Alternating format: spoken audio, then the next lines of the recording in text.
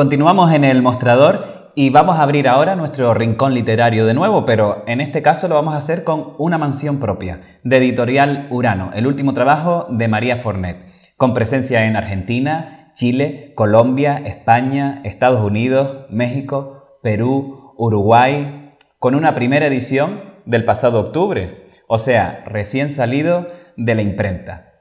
Buenas tardes, María Fornet. ¿Qué espera ofrecer a los lectores con Una mansión propia? Una mansión propia es un manual de psicología escrito para que aprendas a crear una vida mejor, una vida con más abundancia, una vida con más satisfacción personal, una vida más conectada con tus valores, una vida que al final del día pues te haga más feliz. En este manual de psicología, como lo llama, se hace eco de lo que decía la escritora Virginia Woolf, de que para que la mujer pueda escribir necesita de una habitación propia, pero la realidad es que no todas las mujeres disponen de esa habitación propia. ¿Cuál es el mensaje de Una mansión propia, de su libro?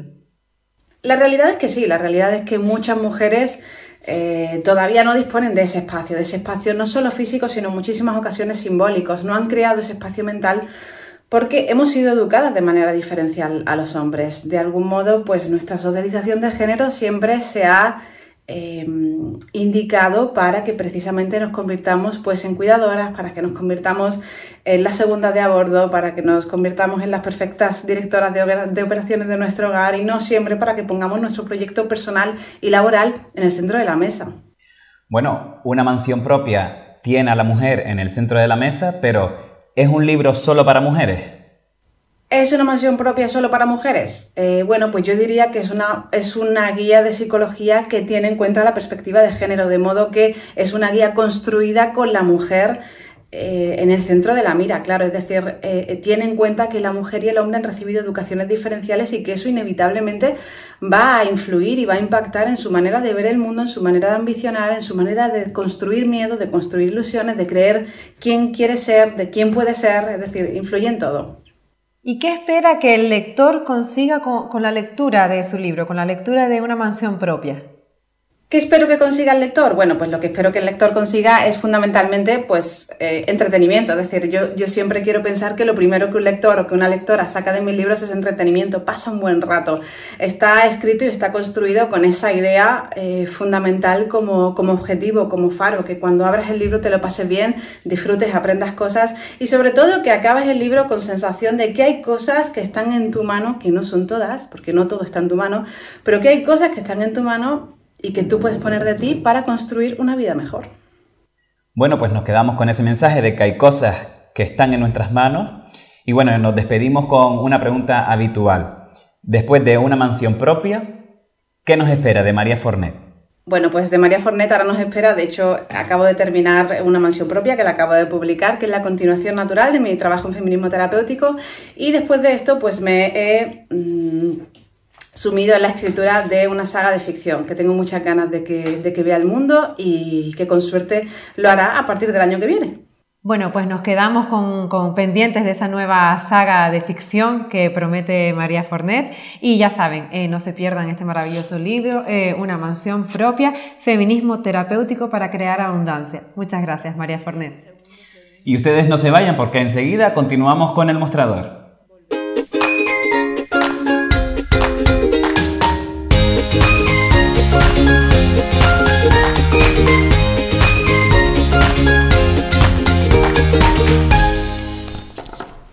Y ya continuamos y está con nosotros ya nuestro próximo invitado, pero ahora en plató, Hilario Torres Herrera. Él es alumno del programa de doctorado de Ingenierías Químicas, Mecánica y de Fabricación, QUIMEFA, de la Universidad de Las Palmas de Gran Canaria y ha desarrollado un artículo en el marco de su propia tesis doctoral y con la supervisión de su director de tesis, Alexis Lozano, titulado Propuesta metodológica para la evaluación del potencial de almacenamiento energético por bombeo hidráulico, caso de la isla de Gran Canaria, como elemento de apoyo para las autoridades canarias de todos los niveles y ámbitos en la toma de decisiones para la planificación energética. Muy buenas tardes, Hilario. Buenas tardes, seguida Virginia, encantado de estar aquí. Gracias por venir al mostrador, gracias por venir a ti. De nada, gracias a usted. Buenas tardes. Hilario, has conseguido calcular el potencial de almacenamiento hidráulico en toda la isla de Gran Canaria. La investigación ha sido publicada en la revista de impacto internacional Energies, clasificada en el índice JCR Journal Citation Report por su alto impacto. Vamos a intentar, con tu ayuda, conocer la importancia de esta investigación. ¿Es la primera vez que publicas? Sí, es la primera vez que tengo la suerte de publicar en una revista de impacto internacional. En este caso está en el índice JCR, que es un índice bastante conocido. Y la verdad que ha sido una sorpresa para mí, porque no esperaba que me fuera a gustar tanto el mundillo de la investigación. A priori parece un mundillo un poco aburrido, teórico, pero cuando van llegando los resultados es gratificante, bastante gratificante. Sí es verdad que detrás de eso también hay mucho sacrificio, muchas horas en la oscuridad trabajando, que nadie sabe y que nadie valora, y al final llegan los resultados. Sí había publicado ya en un congreso internacional, un artículo de congreso, pero no es lo mismo que un artículo de revista. Claro. Así que... Bueno, contento entonces con esta publicación. Bastante contento, sí. ¿Qué te motivó a hacer esta tesis? Pues mira, varios motivos, Ezequiel. El primer motivo fue que yo nací en el campo. Yo nací en Tunte, San Bartolomé de Tirajana, y yo me crié en una familia pegada a la naturaleza, la ganadería, la agricultura, tanto mi familia paterna como mi familia materna, y eso siempre lo he llevado dentro. Entonces, cuando llega la hora de decidir la carrera que quería estudiar y tal, en Canarias en aquel momento solo había una carrera que implicara energías renovables, era ingeniería industrial, que tú bien lo sabes. Sí, sí. Esa carrera no que tuviera una especialización en ingeniería industrial, en energías renovables, sino que tenía una intensificación. En los últimos años, ¿verdad? En los últimos años. Entonces, claro, como ingeniería industrial en aquella época era tan versátil, teníamos mecánica, química, electricidad, informática, de todo, hasta economía. Energías renovables quedaba reducido a un pequeño grupo de asignaturas y siempre quise continuar con esos estudios. Otro motivo también por el que quise hacerlo fue porque yo empecé la carrera y la terminé en plena crisis económica, no había oportunidades laborales, y entonces en aquella época muchos jóvenes de nuestra generación lo que hizo fue o se iba afuera o se formaba. De ahí que tantos jóvenes formados hoy en día, pues algunos tiraron por máster, otros hicieron otras carreras y yo me decidí por un doctorado. Gracias también a la apuesta de la Universidad de Las Palmas de Gran Canaria por la investigación, entiendo, ¿no? Sí, claro. Hay como 8 programas de doctorado en la Universidad de Las Palmas. 2 de ellos son, 2 o 3 podrían ser relativos con ingeniería, son afines a los ingenieros. Yo me metí en el de ingeniería química, mecánica y de fabricación, que es el QIMEFA, y gracias a eso he tenido la oportunidad de desarrollar las energías renovables, que es un tema que a mí, como te digo, me encanta porque al final es parte de la naturaleza, ¿no? Las energías renovables es para salvaguardar la naturaleza. Hilario, vienes más o menos a decirnos en la investigación que no solo podemos contar con el Salto de Chira, sino con algunos más. Exactamente. Por suerte, en esta isla hay muchas presas que están sin utilizar. En concreto hay 69 grandes presas en la isla.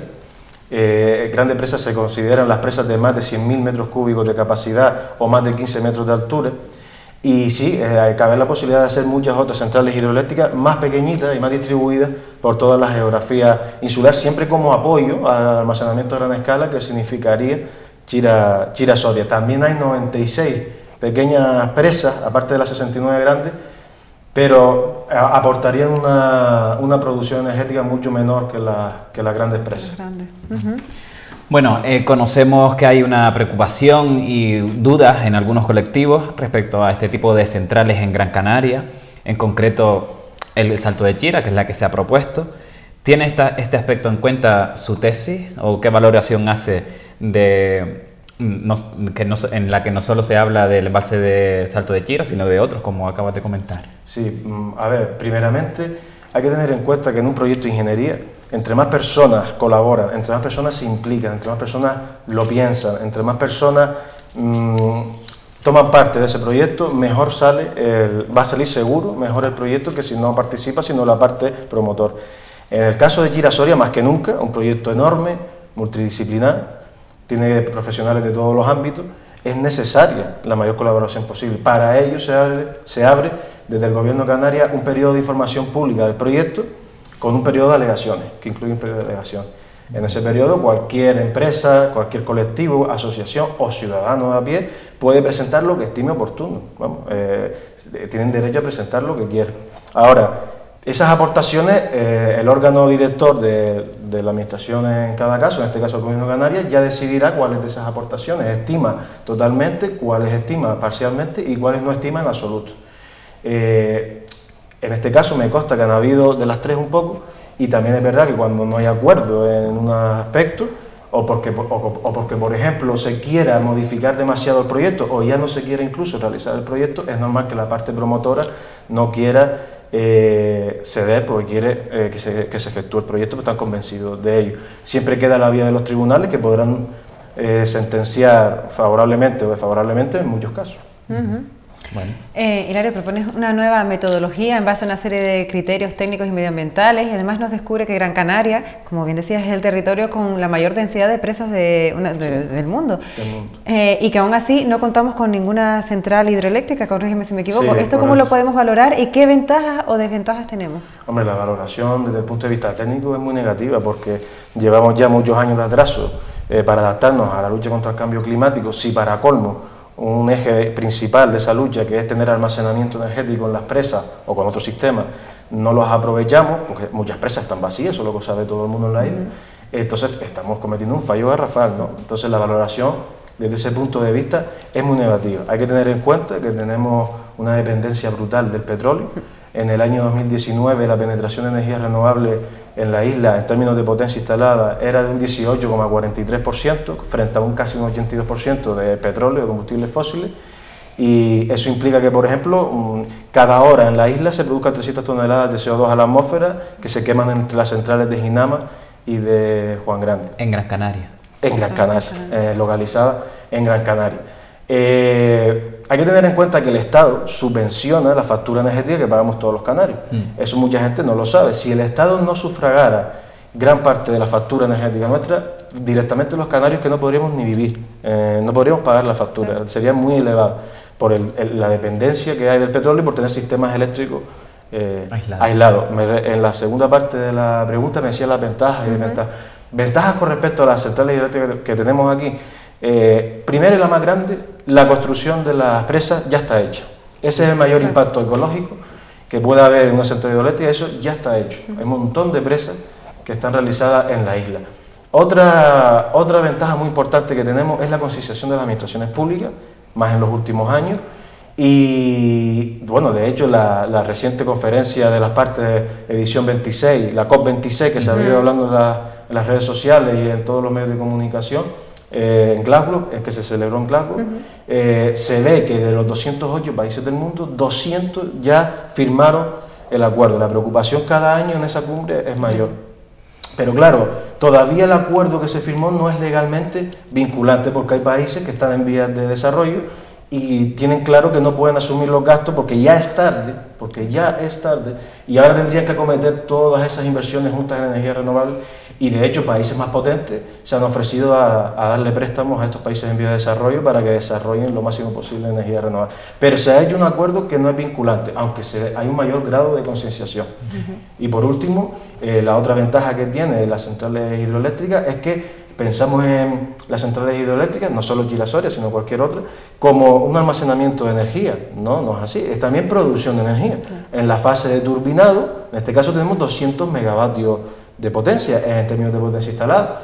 Eso, si lo equiparas con un parque eólico, en la isla no hay ningún parque eólico de 200 megavatios. O sea que como efecto colateral que tienen ventaja colateral que tienen las centrales hidroeléctricas, vas a tener un sistema de producción que te vas a ahorrar en espacio y en impacto ambiental también, en lo que viene siendo en plantas fotovoltaicas o en energía eólica.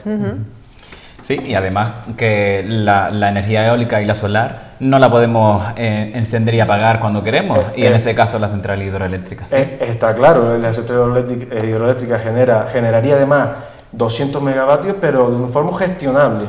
Y como dice bien Ezequiel, la eólica y la fotovoltaica fluctúa, porque depende del viento y del sol, y no sabemos cuándo sí. Y cuando no, y como desventaja, sí es verdad que hay que decir dos pequeñas desventajas, diría yo. Primera, que aquí no llueve casi nunca. Entonces, ¿cómo llenamos esas presas para las centrales hidroeléctricas? Pues a través de sistemas de desalación, que no sería un gran inconveniente, porque hay más de 90 en la isla. Podríamos aprovechar algunas de ellas, o ampliar, o incluso, si no queda otra, hacer alguna nueva. Pero eso sería una forma de solucionar esa desventaja. La otra desventaja, por ejemplo, puede ser adecuar las presas que llevan mucho tiempo vacías para darle un nuevo uso que se le va a dar ahora, y habrá que hacer un pequeño proyecto de reforma y de adecuación. Eso sería Bueno, además en la investigación destacas el alto potencial, que el alto potencial de almacenamiento del que estamos hablando se podría haber reducido por alguna causa. ¿Esto es bueno o nos complica? Sí, esto complica, porque inicialmente cuando tú dices 69 grandes presas y 96 pequeñas presas, se te llena la cabeza de opciones. Pero después cuando empiezas una a una a aislarlas y a ver cada una en sí misma, te das cuenta de que no van cumpliendo una serie de requisitos técnicos, medioambientales y económicos para que sea rentable hacer esas presas, ¿no? Entonces, a lo mejor, de tantas conexiones posibles, se va a quedar en unas conexiones mucho más reducidas. Es por eso que para mí eso complica. Es una opción menos que tenemos, un aliado menos que tenemos, siempre y cuando, aunque siempre cabe la posibilidad de suplir esa falta de centrales hidroeléctricas con otros sistemas de almacenamiento energético, que pueden ser también las pequeñas baterías en las comunidades energéticas, las comunidades de vivienda, baterías también asociadas en las subestaciones eléctricas o en los centros de producción eólicos o fotovoltaicos, también el hidrógeno verde. Todo hace falta. Todo es necesario ahora mismo, porque ya llegamos tarde, vamos tarde. Ya vamos con retraso, ¿verdad? Sí. Hilario, proponías una herramienta o una aplicación para las administraciones públicas y empresas de grupos de interés que se dediquen a la planificación energética. ¿Conoces alguna reacción por parte del gobierno, del cabildo o sí. no? Por suerte nos han felicitado muchas personas de los diferentes organismos, ayuntamientos, cabildo y gobierno de Canarias, también empresas. Y sí es verdad que el Cabildo tiene un especial interés en este tipo de publicaciones porque le atañe directamente las competencias que tienen a nivel insular en estos temas y por la política que hay de energías renovables. Sí es verdad que ha hecho especial atención a eso. También me llamó la atención una empresa danesa que se está dedicando a hacer centrales hidroeléctricas de este tipo por la península ibérica y me contactó la empresa y me alegró mucho. Pero al mismo tiempo pensé, oye, en Canarias deberíamos tener empresas también enfocadas en estos temas, con 100% capital canario. En España, en la península, sí hay algunas, pero aquí deberíamos tener más empresas de este tipo, ¿no? Totalmente. Vaya. Bueno, vamos a hablar ahora de otro apartado de su investigación, en el que concluyen ustedes muchos proyectos interesantes estratégicamente en la isla, como el caso de la posible central hidroeléctrica entre Las Niñas y Soria, o incluso un paso más allá, pudiendo incorporar la presa de Las Niñas a la ya conocida al Salto de Chira, constituyendo así una única central entre las presas, siendo la presa de Soria el depósito inferior, cuyo tamaño permite que se facilite esta instalación. Cuéntanos un poco en qué consiste esta propuesta más cercana. Sí, eso lleva años ya gestándose, esa idea lleva años gestándose y en la investigación que nosotros hacemos la consideramos esa posibilidad. Faltaría ver la manera de explotar esa central, si hacerlo como dos centrales independientes, Salto de Chira entre Chira y Soria y Salto de Las Niñas entre Las Niñas y Soria, o hacerlo como una única central entre las tres presas, que se pasaría a llamar Salto Chira Niña Soria, no sé cómo se llama. Y esa sería quizás la duda que queda, porque tengamos en cuenta una cosa, Las Niñas, Chira y Soria son las tres presas con más capacidad de toda la isla. Están las tres casi juntas, en una visita de un día puedes visitar las tres. Soria, que es la más grande, que igual a las otras dos, la supera incluso a la suma de las otras dos, es la que está a nivel inferior en altitud, con lo cual eso beneficia al proyecto. Y las otras dos, que son de grandes capacidades, están a nivel mayor. Entonces, no solo eso, sino que además podemos aprovechar todas las instalaciones que se han hecho con Chira Soria, con lo cual el impacto ambiental y todos los impactos que pueda tener Las Niñas Soria sería mucho menos que el que podría tener Chira Soria solo. Así que sería una manera ideal, sería como matar dos pájaros de un tiro, ¿no? Dicho de otra manera. Dices que en la práctica ejecutar proyectos de centrales hidroeléctricas más pequeñas que Chira Soria y más distribuidas a lo largo del territorio insular mejorará las características de nuestro sistema de almacenamiento energético insular de forma sustancial. Sin embargo, esto debe hacerse a partir de la central Chira Soria, que actuaría como salvaguarda de la red eléctrica y como pivote de apoyo del resto del almacenamiento energético insular. ¿Por qué? Sí, el operador de la red eléctrica necesita tener una respuesta rápida y eficaz ante las fluctuaciones de la curva de demanda, de oferta y demanda energética en la isla. ¿Cómo puedes tú reaccionar de forma potente a una fluctuación de ese tipo? Con una gran respuesta. ¿Cómo das una gran respuesta? Con el mayor proyecto que pueda haber de central hidroeléctrica, que es el de Chira Soria, el de mayor capacidad. Necesitas chirasoria porque necesitas estabilizar la red, la frecuencia de la red, necesitas eliminar las fluctuaciones, necesitas controlar los sistemas de producción y de demanda de las energías renovables no gestionables, porque sabemos que las energías renovables no gestionables no gestionables, que viene a ser que no depende de nosotros, que no podemos hacer nada con ellas. Es claro, no gestionable, por si alguien no entiende la palabra no gestionable. No gestionable quiere decir que son energías que la tendríamos que tirar, ¿vale? La tendríamos que tirar. ¿Qué hacemos con eso? ¿Qué podemos hacer con la energía de los parques eólicos que se tiraría si no estuviera Chira-Soria? Pues crear más centrales para apoyar a Chira-Soria. Pero Chira-Soria debería ser el almacenamiento a gran escala, que es como se llama en el mundo técnico, y después almacenamiento distribuido a pequeña escala, apoyado con las otras centrales hidroeléctricas o otros sistemas de almacenamiento energético, como ya dije antes, que puede ser la batería o el hidrógeno verde. Hay que darnos cuenta, Ezequiel y Virginia, que en esta isla, la gente no lo sabe, pero muchos parques eólicos se está dando la orden de pararlo. Sí. Con la fortuna que eso cuesta y con con lo difícil que es llegar a realizar un parque eólico y a ejecutarlo, que después te digan que tienes que parar los parques eólicos porque en un momento dado sobra energía que no puedes guardar. Entonces, ¿dónde la guardas? En una pila de combustible. ¿Qué pila de combustible en este caso? Chira-Soria es el gran almacenamiento que sería un gran pulmón, pero es un pulmón más. Hace falta otras centrales hidroeléctricas de apoyo. No sé si nos puedes decir algún ejemplo de esas pequeñas centrales, otras pequeñas centrales que hubiesen podido analizar. Hay una de mi zona, hay un ejemplo de mi zona que es la presa Tirajana o de la Sorrueda, conocida, con la presa de Cueva Blanca, Barranco Hondo y Cueva Blanca, que está un poco más allá, que ya no la conoce tanta gente. Ese sería un ejemplo. Hay otra que es la presa de Cueva Blanca con la Lechucilla, otra puede ser la presa de Barranco Hondo con Tamadaba, y Parrales, Barranco Hondo y Parrales con Tamadaba. Hay varios ejemplos, Y no lo sé, es cuestión de ponerse, que las autoridades se pongan, porque una cosa es un estudio académico, científico, y otra cosa es que las autoridades decidan qué parte de eso quisieran ejecutar. Entonces, una vez ellos decidan qué presas pueden ejecutar, ya tendrían que hacer estudios más prácticos de costos, etcétera, y ver cuál sería la más rentable o la que más producción podría tener, etcétera. Bueno, yo creo que hemos tenido una muy buena explicación y un recorrido, aunque sea breve, de este estudio que es parte de tu doctorado y en el que continúas, ¿no? Sí, en el doctorado nos obligan a publicar 2 artículos, uno tiene que ser de congreso y otro tiene que ser en revista internacional, y es un requisito para poder seguir adelante, si no, no lo puedes terminar. La tesis doctoral tiene múltiples líneas de investigación y son cosas que van surgiendo a medida que la vas haciendo.